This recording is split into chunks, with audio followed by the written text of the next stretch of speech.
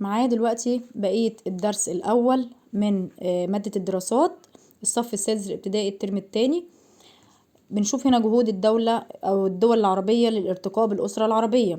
طبعا بتسعى الدول العربية للارتقاء بالأسرة العربية.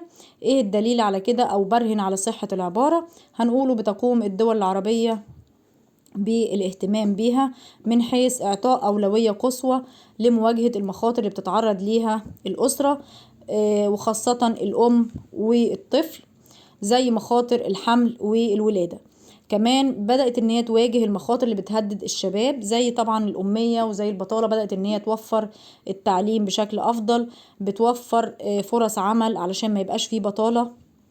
وكمان بدأت ان هي تعمل على توفير مقومات الحياة الكريمة للأسر من غذاء وتعليم وصحة وأمن ورفاهية. كمان ان هي بدأت تضع سياسات سكانية علشان تحقق تنمية مستدامة، يعني يبقى في شروط مثلا تطبق على احكام معينة، مثلا على اللي بيلوث البيئة، احكام معينة على طريقة العيش في البلد، مثلا طريقة الدخول والخروج وهكذا. المؤتمر العالمي بقى للصحة والسكان والتنمية، المؤتمر دوت كان بيقام في العاصمة الإدارية الجديدة في مصر. وطبعا فعاليات المؤتمر ديت كانت في الفترة من 5 إلى 8 سبتمبر.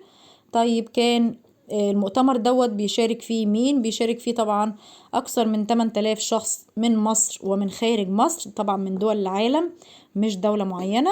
كان شعار المؤتمر دوت سكان أصحاء من أجل تنمية مستدامة.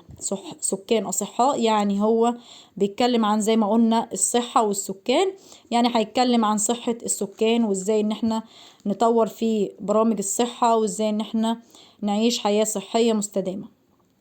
أكد طبعا الرئيس عبد الفتاح السيسي في المؤتمر دوت عن ان الزيادة السكانية مع قلة الموارد بتمثل تحدي كبير، وطبعا ده بيقلل من فرص النمو الاقتصادي لمصر. يعني قال ان الزيادة السكانية ديت طبعا هتقلل من فرص ان يبقى فيه نمو في الاقتصاد المصري، وكمان هتأثر على استقرارها، ودوت هيعيق تحقيق منظومة جديدة للتعليم والصحة.